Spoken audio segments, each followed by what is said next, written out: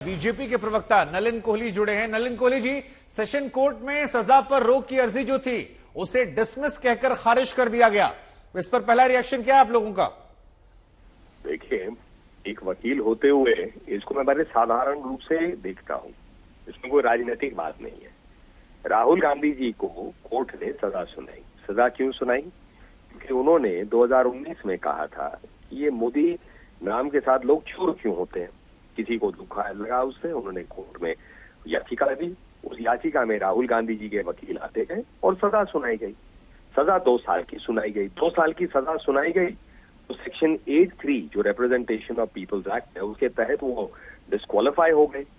Disqualify इसलिए हो गए तुरंत क्योंकि अगर आप याद करें 2012-13 में लिली थॉमस जजमेंट के बाद माननीय सुप्रीम कोर्ट ने कहा था कि जो भी डिस्क्वालीफाई होता, जो भी 2 साल की सजा जिसको सुनाई जाती है वो तुरंत डिस्क्वालीफाई हो जाएंगे। तो सेक्शन 8(4 में पहले कहा जाता था कि 3 महीने का समय देंगे।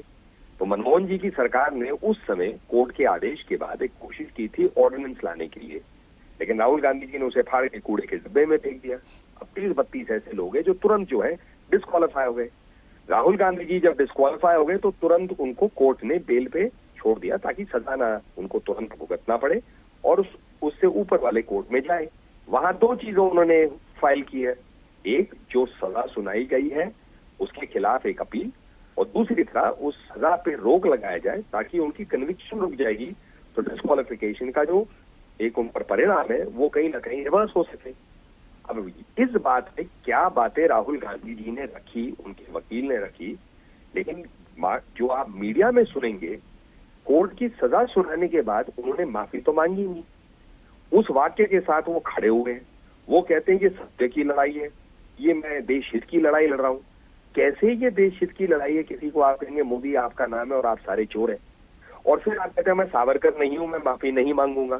तो इससे पूरी दुनिया को मालूम पड़ता है कि वो अपने वाक्य पे कायम है। लेकिन उनका पहला स्टैंड सर ये आ रहा है कि हाईकोर्ट से हमें राहत मिल जाएगी और हम देश के लिए लड़ाई लड़ते रहेंगे, चाहे जितनी कोशिश की जाए, चाहे घर ले लिया जाए या उन्हें किसी भी तरह से ट्रैप किया जाए। ये कांग्रेस का स्टैंड निकल कर आ रहा है। हाँ, तो कांग्रेस का अधिकार है वो राजनीतिक क्या स्टैंड ले, लेकिन किसी के नाम के ऊपर में पूरे समाज को, वो भी ओबीसी समाज को गाली देना देश हित की लड़ाई है? ये क्या सत्य की लड़ाई है? दूसरी बात, आपको कोर्ट के सामने बात रखनी पड़ेगी कि भाई मेरी याचिका को क्यों आप माने, कोर्ट को समझाना पड़ेगा। उसके लिए कानून के जानकार के तौर पर ही बता दीजिए, क्या वायनाड बाईपोल तक राहुल गांधी को राहत मिल सकेगी? क्योंकि अब वो हायर कोर्ट जाएंगे।